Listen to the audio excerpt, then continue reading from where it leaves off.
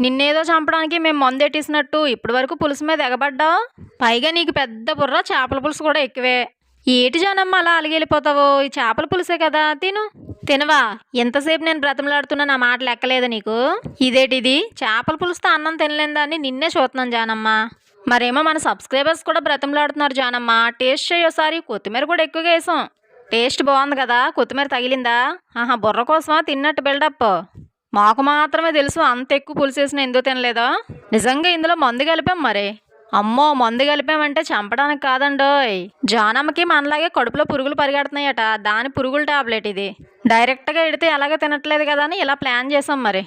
ఇంకేముంది, కుక్కబొద్దు పోనిచ్చుకుంటుందా, వాసన పసిగట్టేసింది. ఎంత తెలివిగా బుర్ర తీసుకొని తిందో చూసారా. బుర్రలో కలలేదు మాత్రం అన్నంలో కలిసిపోయింది. ఇంకా లాభం లేదని బుర్ర తినేసి నీళ్ళు తాగేసింది.